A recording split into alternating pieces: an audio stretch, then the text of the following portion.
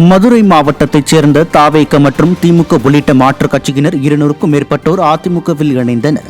கோரிப்பாளையம் அதிமுக அலுவலகத்தில் மாற்றுக் கட்சியினர் 200க்கும் மேற்பட்டோர் முன்னாள் அமைச்சர் செல்லூர் ராஜு தலைமையில் அதிமுகவில் இணைந்தனர். அப்போது அதிமுகவில் இணைந்தவர்களுக்கு கழக துண்டினை அணிவித்து முன்னாள் அமைச்சர் செல்லூர் ராஜு வரவேற்றார். AIADMK councillor SM. ரவி ஏற்பாட்டில் நடைபெற்ற இந்நிகழ்ச்சியில் கழக நிர்வாகிகள் ஏராளமானோர் பங்கேற்றனர்.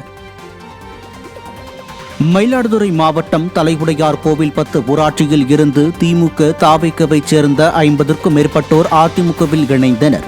எடுத்துக்கட்டியில் நடைபெற்ற இந்நிகழ்வில் மாவட்ட கழக செயலாளர் எஸ். பவுன்ராஜ் முன்னிலையில் கருவி கிளை கழக செயலாளர் ப. நவநீதன் தலைமையில் திமுக மற்றும் தாவேகவைச் சேர்ந்தவர்கள் அதிமுகவில் தங்களை இணைத்துக் கொண்டனர்.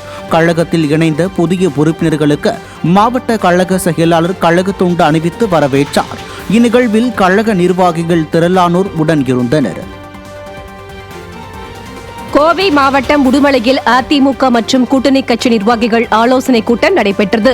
முன்னாள் அமைச்சரும் சட்டமன்ற உறுப்பினருமான உடுமலை ராதாகிருஷ்ணன் தலைமையில் நடைபெற்ற இக்கூட்டத்தில் அதிமுக நிர்வாகிகளுடன் பாஜக, பாமக, அமமுக, தமாக உள்ளிட்ட கூட்டணி கட்சி நிர்வாகிகளும் பெருந்திரளாக பங்கேற்றனர். இக்கூட்டத்தில் திமுக அரசு அளித்த வாக்குறுதிகளை நிறைவேற்றாமல் எப்படியெல்லாம் ஏமாற்றியது என்பது குறித்தும் அதிமுகவின் முத்தான தேர்தல் அறிக்கையை மக்களிடம் எடுத்துரைத்து வாக்குகளை சேகரிக்கவும் முடிவெடுக்கப்பட்டது.